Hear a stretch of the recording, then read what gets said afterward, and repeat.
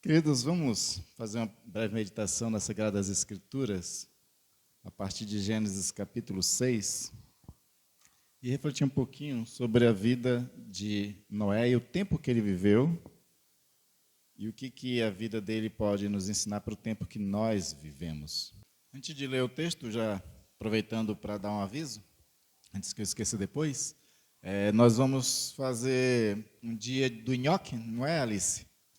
Dia do nhoque, onde nós ganhamos, né, alguns quilos de nhoque, depois a gente comprou outros também. A gente pretende fazer uma venda do nhoque para ajudar um pouco a questão financeira da igreja. E a venda será o seguinte, ele será pré-pronto, né, ou pré-assado, como alguns falam também, né, pré-assado.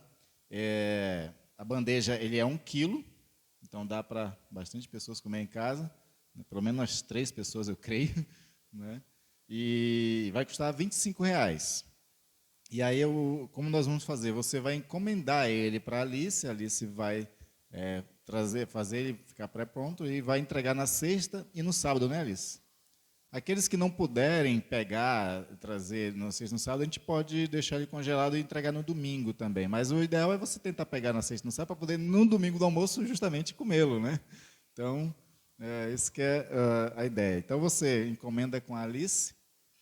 E se quiser nos ajudar também, divulgue para outras pessoas. A gente pretende vender todos que nós temos aí para, assim, levantar esse recurso financeiro. Gênesis 6, a partir do versículo 5, diz o seguinte: O Senhor viu que a maldade das pessoas havia se multiplicado na terra, e que todo o desígnio do coração deles era continuamente mau. Então o Senhor ficou triste por haver feito o ser humano na terra, e isso lhe pesou no coração. O Senhor diz: Farei desaparecer da face da terra o ser humano que criei. Destruirei não apenas as pessoas, mas também os animais, os seres que rastejam e as aves do céu, porque estou triste por havê-los feito. Porém, Noé encontrou favor aos olhos do Senhor. Vamos orar ao Senhor pedindo graça dele e iluminação.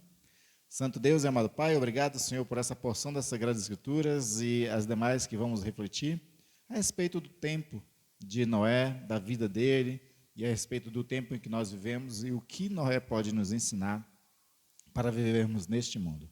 Que o Espírito Santo esteja nos comunicando a sua palavra, ele mesmo falando conosco, ele mesmo nos edificando e nos transformando agora. Em nome de Jesus eu te peço, ó Pai. Amém. Amém. Os tempos de Noé, como nós muito bem sabemos, eram tempos bem difíceis. Eram tempos onde as pessoas resolveram fazer tudo o que tinha vontade de fazer no seu coração. E por conta de fazer toda a vontade que tinha de realizar tudo o que tinha no seu coração, elas faziam aquilo que era errado diante de Deus e estava corrompendo toda a terra. Estava trazendo maldição mais ainda sobre a terra. Estava corrompendo todos os valores, todos os princípios de ética, de moral, de justiça. E por conta dessas formas de viver, as pessoas viviam de forma promíscua, as pessoas viviam de forma violenta, e a maldade imperava. Quando Deus olhou dos altos céus, ele viu o mundo inteiro mergulhado no pecado. A gente não sabe precisar qual era a população do mundo naquela época, nessa passagem de Gênesis 6. No primeiro versículo diz que as pessoas tinham se multiplicado muito, não é? Na face da terra. Claro que isso aqui é uma figura de linguagem porque não existia seres humanos em toda a terra, existiam países ainda não explorados, mas já era uma quantidade muito grande de pessoas. E quanto mais crescia, mais a maldade também crescia, mais a corrupção aumentava. Se Deus olha para o nosso tempo, será que ele vê alguma coisa diferente da época de Noé? Na verdade, o próprio Jesus chega e diz o seguinte: olha, aqueles dias, quando ele está se referindo ao futuro, será que nem aqueles dias, se referindo ao passado de Noé, onde os homens se casavam e davam em casamento, viviam do jeito que queriam, até que repentinamente veio o dilúvio. Apesar e a despeito de terem sido avisados. Mas assim mesmo as pessoas continuaram vivendo do jeito que queriam. Hoje eu vi uma coisa muito interessante da televisão sobre é a tragédia que acabou de acontecer no Recife. De fato, é uma tragédia, mais de 50 pessoas morreram. E eu vi uma pessoa da Defesa Civil fazendo um comentário que eu achei muito interessante. Ele diz assim, olha, não foi falta de aviso. Foi anunciado que essa chuva viria, que traria algumas consequências, que as pessoas buscassem se proteger, que as pessoas que moram em situação de risco saíssem das suas casas, procurassem um outro lugar. Foi dado continuamente avisos. Mas as pessoas permaneceram no lugar. Umas porque realmente não podiam sair do lugar, não tinham para onde ir, não tinha familiares, não tinha uma opção de lugar, mas a maioria, isso fala da mulher, da Defesa Civil, mas a maioria das pessoas que sofreram da tragédia, elas simplesmente não quiseram dar ouvidos. Essa é a característica do ser humano. A característica do ser humano é não dar ouvidos às coisas. A gente continuamente tem sido alertado por muitas coisas, segundo as Sagradas Escrituras, mas ainda assim a gente não dá ouvido. Ainda assim a gente quer fazer segundo nos dá na telha. Ainda assim a gente acha-se melhor do que os outros, que com a gente não vai acontecer. Quantas pessoas na pandemia tiveram esse tipo de mentalidade? Não, essa pandemia é para os outros. Comigo não vai acontecer. E aconteceu. Para muitas pessoas, graças a Deus, se conseguiram se recuperar, mas muitas não conseguiram também. Segundo as estatísticas aqui no Brasil, mais de 10 milhões de pessoas pegaram Covid nesses 2 anos. 600 e poucas mil morreram. Isso quer dizer que tem mais de 9 mil que, graças a Deus, não morreram, conseguiram se recuperar. Mas boa parte dessas pessoas que podiam ficar em casa, escolheram não ficar. Porque teve aqueles que não podiam ficar em casa mesmo. A gente sabe, entregadores, pessoas que precisavam alimentar suas famílias. Mas aqueles que podiam ficar em casa, assim mesmo, preferiram se arriscar, achando que com elas não aconteceria tal coisa. É a mentalidade de muitas pessoas que viveram na época de Noé. Na época de Noé, com certeza chamaram ele de louco, de doido varrido, de velhinho, porque ele já tinha uma certa idade, né? Já tinha 300 e poucos anos. Então não acreditaram na mensagem, não acreditaram no anúncio, não acreditaram nos avisos. As pessoas tendem a não dar ouvidos. E aí se multiplica o pecado, elas vão vivendo do jeito que quer e vai corrompendo cada vez mais a si mesma e toda a sociedade. A nossa época é da mesma forma. Apesar de o evangelho ter crescido, apesar de existir muitas igrejas em muitos lugares do mundo, ainda assim as pessoas preferem viver segundo as suas vontades. O pecado se multiplica, a violência se multiplica, a injustiça se multiplica, a promiscuidade se multiplica. Está acontecendo agora na capital de São Paulo, o encerramento da virada cultural, que é um momento para as pessoas poderem ouvir boa música, ouvir música que gosta, se divertir. Depois de 2 anos de pandemia, o Estado procura oferecer, a Prefeitura procura oferecer um pouco de conforto, um pouco de lazer para as pessoas. Mas sabe o que aconteceu? Arrastões, violência. Em vários momentos, os músicos tinham que parar o show para tentar conter a violência. Então, até num espaço que é para diversão, a corrupção está presente, a corrupção do coração humano, a maldade do coração está presente. Porque esse é o estado de coisas que se encontra o mundo. E por que eu estou dizendo tudo isso, citando essa questão de que a maldade das pessoas se havia multiplicado na terra e todo desejo do coração do humano estava continuamente mal? Porque, com certeza, Noé e com certeza muitos pais hoje se preocupam com seus filhos no meio de toda essa situação. Quantos pais, quantas mães não choram por conta de ver seus filhos também sendo corrompidos, também se desviando, também abandonando o que é ético, o que é correto, o que é moral e principalmente abandonando a fé e o Senhor Jesus Cristo. Muitos pais se preocupam com os seus filhos, dado o estado que o mundo se encontra hoje, e elas gostariam que os seus filhos não estivessem mergulhados nesse estado de corrupção, nesse estado de violência, de coisas imorais e todo tipo de sorte de pecado. E aí Noé vai ser para nós esse paradigma, porque Noé foi um homem de Deus que serviu e agradou o Senhor. Diante de toda essa maldade que eu via no mundo, diante de toda a multiplicação dos pecados que havia no mundo, diante de todo o coração corrompido que as pessoas se encontravam, ele viu uma pessoa. Versículo 8 diz: porém Noé encontrou favor aos olhos de Deus. Em outro momento diz que Noé ele foi visto como justo diante de Deus. Ele foi o único justo de toda aquela geração. O único que não se corrompeu no meio de toda aquela geração. O único que não foi na onda dos outros. Não se deixou corromper. Porque nós vivemos sociedades onde ou você se adequa ou você se torna um estranho. O Noé ele preferiu ser um estranho no meio da sua geração.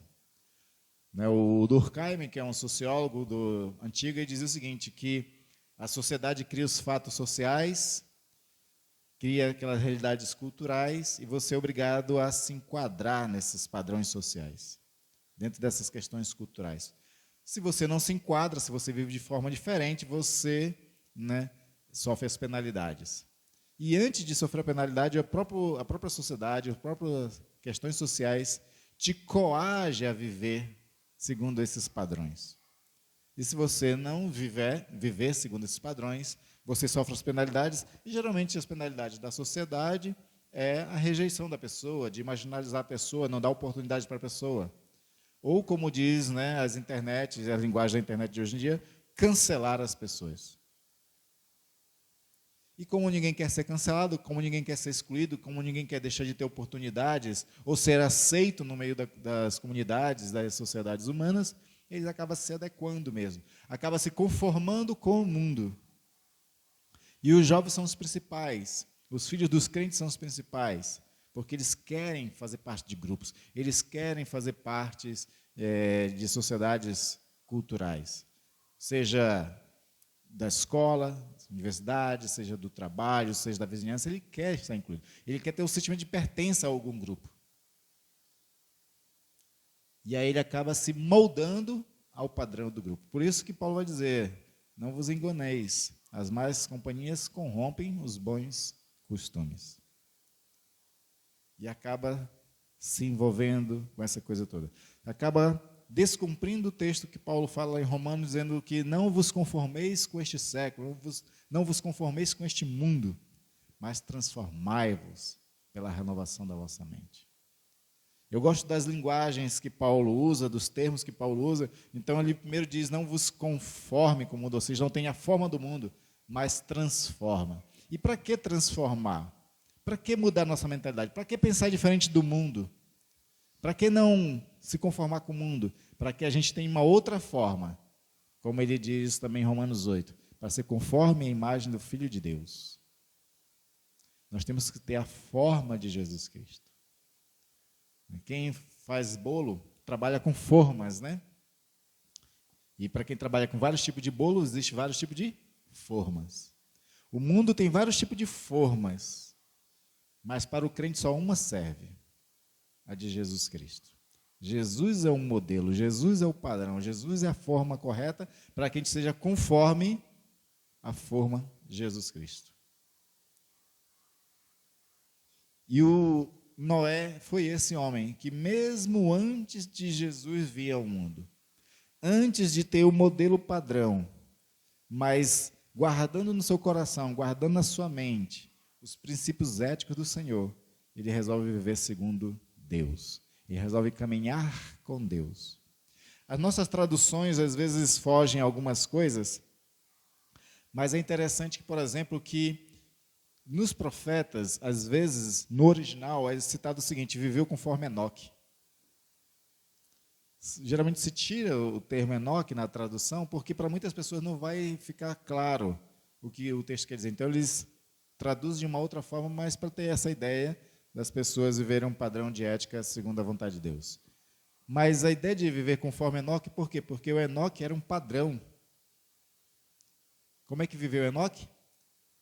com Deus. Viveu Enoque com Deus e por isso não foi mais achado, porque Deus o trasladou. Deus o tomou para si. Tal era o padrão de justiça, de vivência que o Enoque tinha. E aí o Noé também resolve viver conforme a vontade de Deus, conforme o padrão de Deus, conforme aquilo que agradava a Deus. E aí acontece uma coisa muito interessante, é que a gente começa a perceber então com Noé que andar com Deus, ela é crucial, ainda que todo mundo esteja fugindo de Deus, ainda que todo mundo resolva não querer. Ou seja, andar com Deus realmente envolve de vez em quando ser estranho, ser diferente. Porque se não houver diferença entre nós e aqueles que caminham sem Deus, que diferença a gente faz? Jesus faz 2 tipos de perguntas sobre isso, né? Vocês são a luz do mundo. Se a luz não está alumiando, que diferença faz? Para que serve a luz? Não é para alumiar? Então não se esconde uma lâmpada debaixo de um lugar para ficar escondido, mas se coloca no lugar mais alto da casa para alumiar toda a casa. Então, se nós somos luz no mundo, a gente tem que estar alumiando os outros, fazendo diferença. Jesus também faz outra pergunta: se o sal ele se torna insípido, que valor ele tem? Nenhum. Então você diz: vocês são o sal da terra, vocês têm que fazer diferença, vocês têm que salgar, dar qualidade. E é interessante porque ser luz é ser modelo. É fazer as pessoas olharem para nós e elas conseguirem enxergar Cristo. A luz tem esse propósito, nós como luz temos esse propósito de iluminar para que as pessoas vejam Cristo. O sal tem um propósito de manter, de dar gosto. Então nós deveríamos dar qualidade ao mundo com o nosso padrão de vida. Então, se a gente vive de forma ética, isso é uma qualidade para o mundo, que beneficia o mundo. Se a gente vive de padrões de moralidade, isso beneficia o mundo.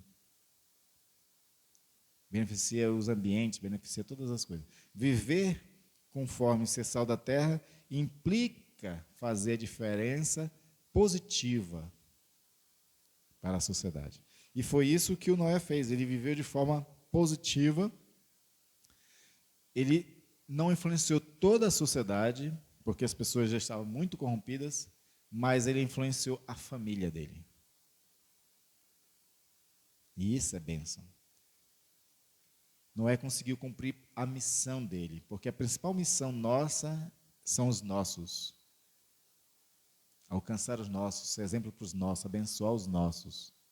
Porque quando você lê esse texto de Gênesis 6, você não vai ver Deus dizendo aqui que os filhos de Noé eram justos. Você não vai ver aqui dizendo que a mulher de Noé era justa. Você não vai ver aqui dizendo que as noras de Noé eram justas. O texto está dizendo somente que Noé era justo. Mas Noé, por conta de viver de forma justa, por conta de ele viver segundo o padrão de Deus, por conta de ele ser íntegro e achar graça diante de Deus, isso beneficiou toda a casa dele. Então, Deus poupa a família de Noé. Porque ele resolveu agradar a Deus. Porque ele resolveu não fugir de Deus, não fugir da verdade, não fugir dos alertas que o Senhor estava dando.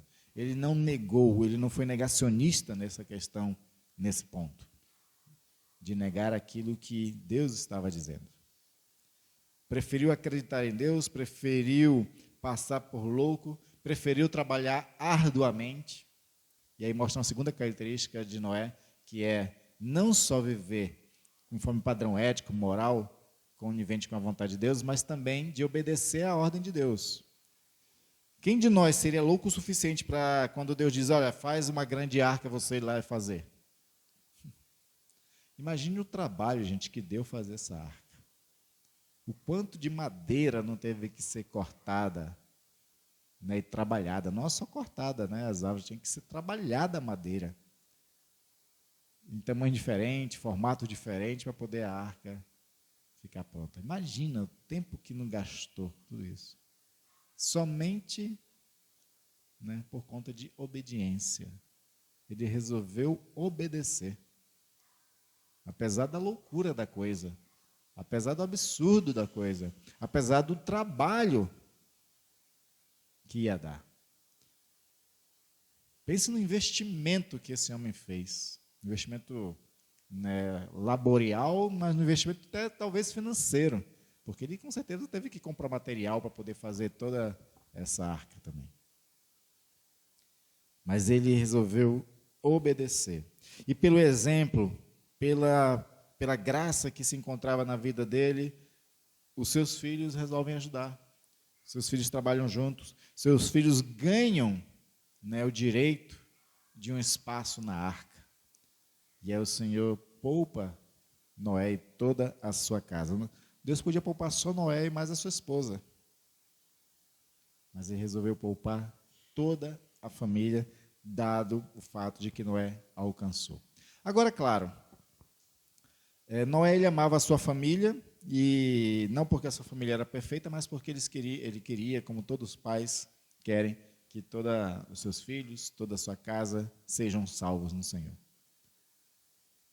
E Noé fazia de tudo que era possível para poder ser um bom exemplo, ser um pai justo, um pai que ensinava o caminho verdadeiro, mas cometeu falhas. Todos nós cometemos falhas.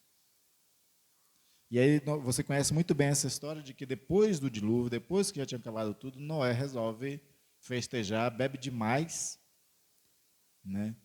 Resolve dançar, tirar a roupa, aquela coisa toda, e um dos filhos vê, e isso cria um constrangimento. Isso também traz um ensino muito grande para nós. Né? Assim como os bons exemplos influenciam para o bem, os maus exemplos traz consequências ruins e a falta de respeito. Um dos problemas que muitos pais têm de, às vezes, não alcançar a família é que eles são pais chatos em querer impor religião, em vez de somente viver a fé. E ao impor a religião, os filhos acabam não querendo essa fé dessa forma, eles ficam arredios. E aí, na primeira falha dos pais, os filhos encontram o argumento para não seguir o pai ou a mãe. E foi justamente o que aconteceu com Noé. Quando Noé, depois de todo o trabalho feito, de toda a obediência, de viver segundo a vontade de Deus, ele comete um pequeno erro. Mas foi o erro necessário para que aquele filho, que talvez tivesse uma pulga atrás da orelha sobre a fé do pai, que talvez tivesse de vez em quando algumas discussões sobre religião com o pai, foi o suficiente para que esse filho, né, desrespeitasse o pai. Quando Noé falhou. Desrespeitou o pai, criou uma briga em família e foi amaldiçoado por conta disso. Isso é um alerta para que a gente esteja muito atento nas nossas falas, nosso comportamento, nosso jeito, para a gente influenciar as pessoas. Porque qualquer brecha que nós venhamos a dar é o suficiente para as pessoas encontrar o argumento de nos criticar e de não nos receber, de não nos aceitar. Quero contar para vocês uma experiência que aconteceu em Manaus, nesses dias que eu estava viajando. Eu estava na parada de ônibus e era um sábado ou domingo, não lembro agora. E aí de repente chega também um senhor, esperando a gente também, ele estava meio bêbado, né? Mas ele estava bem consciente, mas dava para perceber que ele estava bêbado. E principalmente porque quando a pessoa está bêbado, fala demais, né? Então ele falava demais, puxava a conversa, aquela coisa toda, né? Aí de repente passa duas mulheres assembleianas. O bairro do Coroado, onde eu estava hospedado, na casa da minha prima, é um bairro que tem só lá, tem quase 20 Assembleias de Deus. Você tem uma ideia. O povo lá é muito evangelístico, né? Então passou duas assembleianas entregando folheto, né? Aí eu recebi o folheto, né? Aquela coisa toda, não falei nada, fiquei quieto. E aí ela se voltou para esse bebo para dar um folheto para ele. Aí o bebo perguntou assim, isso aí é coisa de igreja? É? Ele não pegou o folheto, né? Ele perguntou, isso é coisa de igreja? É? Ela falou, é de Jesus. Eu gostei do argumento que ela usou, né? Da fala dela, né? É de Jesus. Ele disse assim, mas vem cá, qual é a tua igreja? Aí ela apontou, porque de fato ela ficava perto da parada de ônibus, uma Assembleia de Deus. Está vendo aquela igreja lá? Nós somos daquela igreja lá. Você está convidado para participar de um culto. Aí disse, eu não. Olha, eu não vou receber esse teu papelzinho e não vou na tua igreja porque vocês estão fazendo a igreja de vocês palanque de político corrupto. E a resposta do bêbado para a mulher. E claro, ela tentando, né, contornar a situação, disse, não, mas a gente não está pregando aqui pastor, a gente está pregando a igreja, está falando de Jesus, do amor de Jesus. Não, mas a igreja está usando o nome de Jesus para coisa errada. E era interessante, como esse homem estava muito bem informado, que ele começa a citar um monte de coisas que está acontecendo de âmbito nacional entre igreja e política. Aí, como eu não quis me envolver com aquela discussão, né, eu fiquei do lado assim, de braço cruzado e ouvindo, né? Mas tudo aquilo me fez refletir bastante, sabe? O quanto, de fato, as falhas que a gente comete torna-se uma porta fechada para quem não quer saber de religião e de igreja. A pessoa já não quer saber de igreja. A pessoa já não quer saber de religião. E ainda por cima, quando a igreja e a religião cometem essas falhas, pronto, fechou as portas para ela. E ela tem argumentos factuais, plausíveis, para justamente se sair. Apesar de ela insistir, não, mas nós estamos falando de Jesus, não adiantava para esse homem. Nós temos que ter muito cuidado. O evangelho está sendo cada vez mais difícil de pregar, não é porque falta poder no evangelho, mas é porque a igreja está perdendo o respeito da sociedade. Não é perder o respeito, não é, do seu filho por ter cometido uma pequena falha. A igreja está cometendo muitas falhas, infelizmente. E está perdendo o respeito da sociedade. Eu já citei em outras ocasiões uma pesquisa que foi feita em Curitiba. Fizeram um vídeo, um documentáriozinho sobre essa pesquisa. Então, passar duas pessoas, né, uma com a câmera e outra perguntando das pessoas na rua, fazia 3 perguntas para as pessoas na rua. O que elas achavam da igreja, o que elas achavam dos crentes e o que elas achavam de Jesus.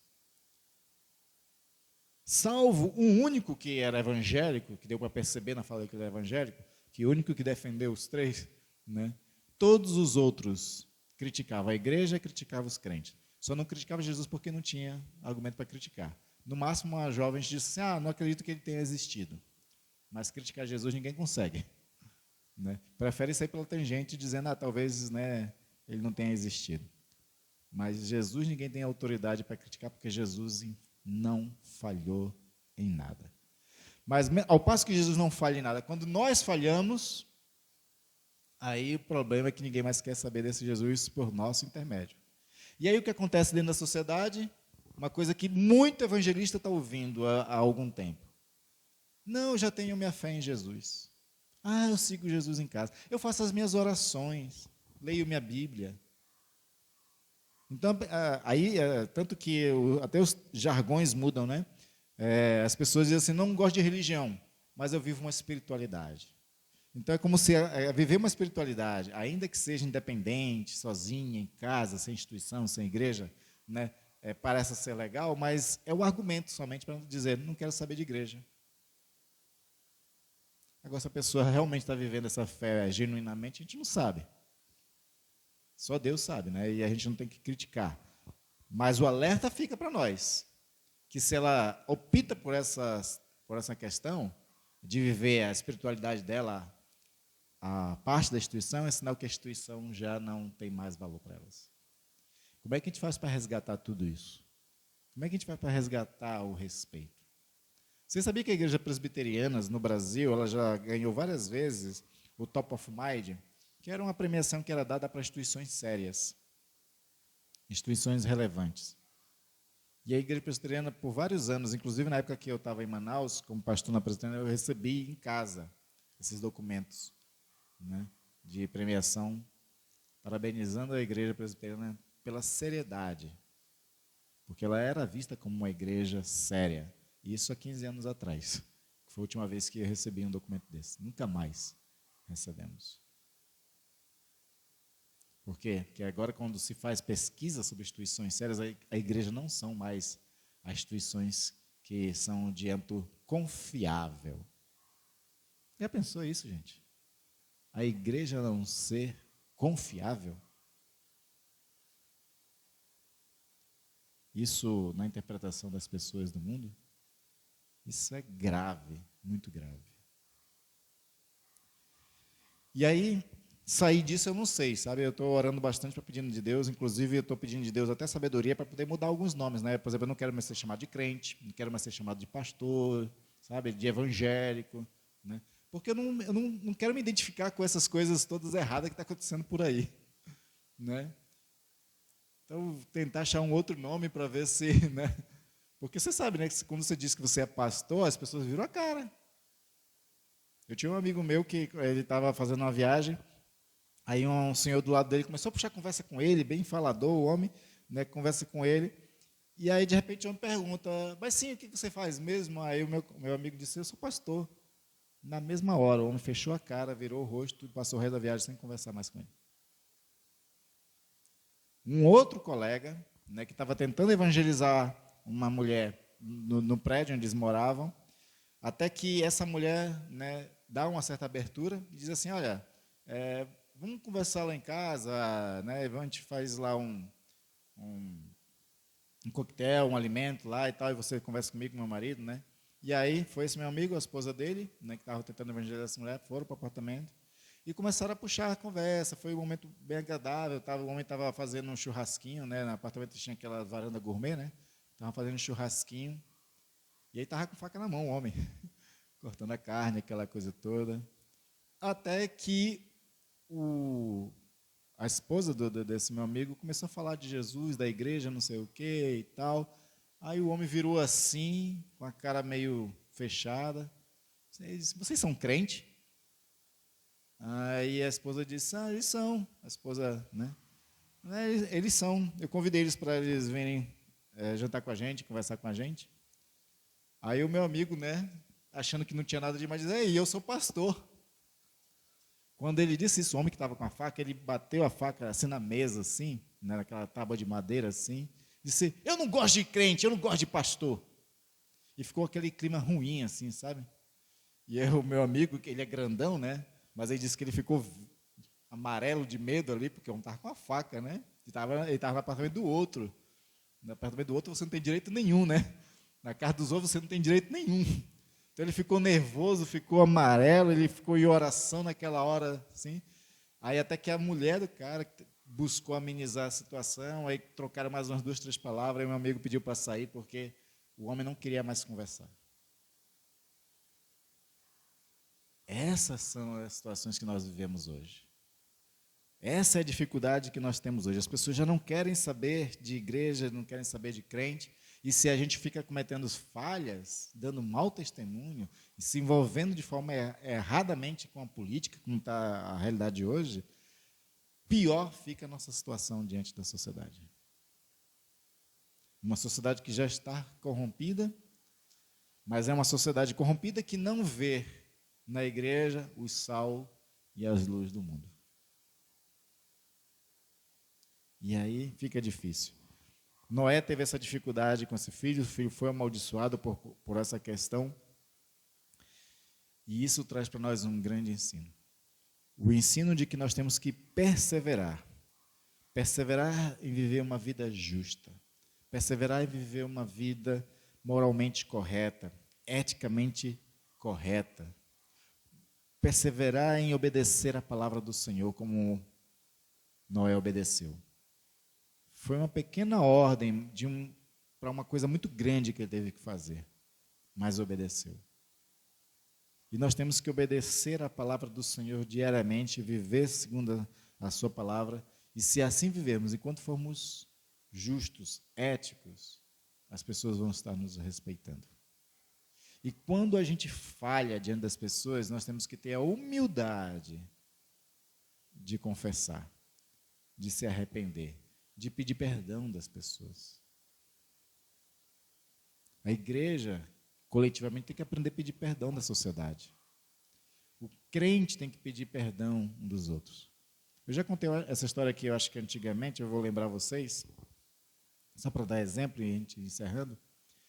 Uma certa vez eu estava dirigindo em Manaus e de repente um cara sai de uma rua assim, próxima, né? Sai assim, que nem um louco na minha frente e quase me bate, né? E aí, claro, eu me assustei, fiquei um pouquinho chateado também, né, com aquela situação. Só que assim, atrás no vidro do carro do homem estava escrito assim, posso todas as coisas daquele que me fortalece. Aí eu logo julguei que o homem fosse crente, né?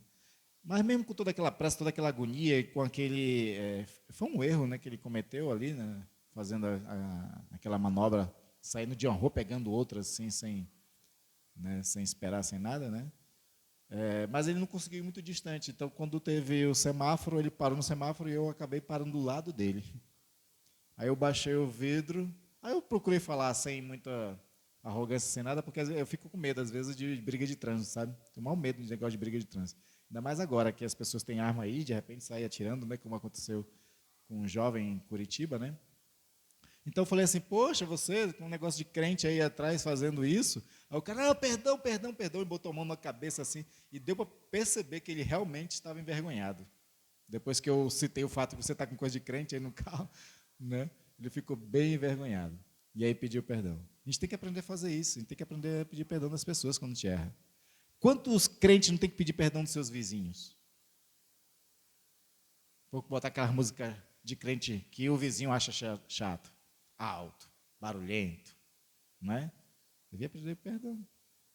Quanto crente não deveria estar pedindo perdão por dar mau testemunho, de estar gritando com o filho, chamando palavrão em casa e o vizinho tudo ouvindo? Não é? Muitas práticas nossas que os outros estão vendo e que não colaboram para o reino, a gente devia pedir perdão a essas pessoas. Né? Para quê? Para que elas entendam que perfeito a gente não é, mas também a gente não é arrogante, não é prepotente, que a gente não se arroga de santidade. Porque o maior erro de um crente que exige muito dos outros, ele arrogar santidade e não viver essa vida santa. É isso que faz a gente perder, né, o respeito das pessoas. É a gente cobrar dos outros aquilo que a gente não faz. E quando a gente erra, a gente não tem a humildade de reconhecer que errou. Mas as pessoas gostam de pessoas humildes. As pessoas respeitam aquelas que são humildes, que se arrependem, que pedem perdão. Essas elas respeitam. Então nós temos que aprender a fazer isso. Nós cuidemos da nossa vida, cuidemos da nossa forma de viver, da nossa forma de pregar, cuidemos da nossa missão, e a nossa principal missão, como diz as confissões de fé, né? Nossa principal missão é glorificar a Deus através de uma vida justa. Para que o Senhor, quando Ele olhar dos altos céus, vê essa raça humana multiplicada, mas multiplicada também em pecado, Ele possa ver justos. Justos porque foram justificados em Cristo Jesus, e que por ter sido justificada por Cristo Jesus, vive conforme a vontade de Deus e a vocação do nosso chamado, vive buscando viver uma vida santa, uma vida ética, uma vida moral, busca viver com a ajuda do Espírito Santo para ser luz e sal nessa terra, como Noé foi. Infelizmente, toda aquela geração foi eliminada, né? Porque não quis caminhar com Noé. E que Noé seja para nós um exemplo dos tempos que nós vivemos, porque o tempo que nós vivemos se aproxima do seu fim também. E eu creio piamente nisso, que nós já estamos muito próximos da vinda de Jesus. E que nós sejamos os Noés nesse tempo final da face da terra. Amém, queridos? Pai Santo e querido, obrigado, Pai, pela Tua palavra, Senhor, e o histórico da vida de Noé, Senhor, chegar a nós. Onde o tempo que ele viveu foi um tempo difícil, igual o nosso, sem mudar nada, sendo que a população é muito maior hoje. E por ser muito maior, também a corrupção é muito grande. Mas houve Noé naquela geração corrompida. E que muitos Noés também existam no nosso tempo, Senhor. E que nós mesmos sejamos encontrados justos, ó Deus, como Tu encontrou justiça na vida daquele homem. Que o exemplo dele nós a sigamos. E até porque, ó Deus, nós temos muito mesmo de dever em viver uma vida santa diante de Ti, por conta do sacrifício que Teu Filho Jesus Cristo fez por nós. O mínimo que nós podemos fazer por tal sacrifício é buscar viver de forma justa, é viver segundo o Evangelho, encarnando o Evangelho em nossas vidas e na nossa sociedade. E em vez de ser conformado à sociedade, nós sejamos criadores de cultura dentro da sociedade. De uma cultura, Senhor, que está presente ali a justiça do reino de Deus. Nos ajuda nessa geração a qual nós vivemos, para que nós façamos, ó Deus, a parte que nos cabe, enquanto Tu faz a Tua, porque a missão é Tua, Senhor, de salvar pecadores. Nos usa para a glória e louvor do Teu nome, Senhor Jesus. Pai Santo, também quero aproveitar um momento, Pai, de oração, para interceder pelos meus irmãos e irmãs, nossa irmã Cris e outros demais irmãos, ó Deus, que estão vivendo um momento de enfermidade, Senhor. Suas saúdes estão abaladas. A Covid, Senhor, voltou a aumentar nessa cidade. Muitas pessoas estão aí vivendo nas festas, vivendo em tudo, Senhor, sem se preocupar. Pai, nos poupa, Senhor, desse mal. E cura, Senhor, aqueles que já estão enfermos. Nossa irmã Cris, filho da Socorro, Senhor Gustavo e nossos demais irmãos e irmãs. Abençoa, Senhor, a recuperação da nossa irmã Cida e de outras pessoas que também, Senhor, estão se tratando na área da saúde. Prospera, Senhor, a semana de cada um. Abençoa, Senhor, concedendo sucesso nos seus empreendimentos, no seu trabalho, nas suas casas, nos seus afazeres, ó Pai. E segura-nos com a Tua destra fiel. Sê o nosso pastor. Vela por nossas vidas, pois nós dependemos completamente de Ti, Senhor. Isso reconhecemos e por isso Te buscamos, em nome de Jesus. No mais, Senhor, recebe a nossa oração, a qual Jesus nos ensinou. Pai nosso, que estás no céu, santificado seja o Teu nome. Venha a nós o Teu reino, seja feita a Tua vontade, assim na terra como é nos céus. O pão nosso de cada dia nos dai hoje, perdoa as nossas dívidas, assim como nós perdoamos aos nossos devedores. E não nos deixes cair em tentação, mas livra-nos do mal, pois Teu é o reino, o poder e a glória para todo sempre. Amém. Que o Senhor vos abençoe, que o Senhor vos guarde, que o Senhor esteja convosco, caminhando convosco nessa nova semana que se inicia, te guardando de todo mal, te alimentando e te sustentando em todas as coisas, e de que nada vos falte. Com a graça do nosso Senhor Jesus Cristo, com o amor de Deus e com as consolações do Espírito Santo, desde agora e até a sua vinda que é próxima. Amém. Amém.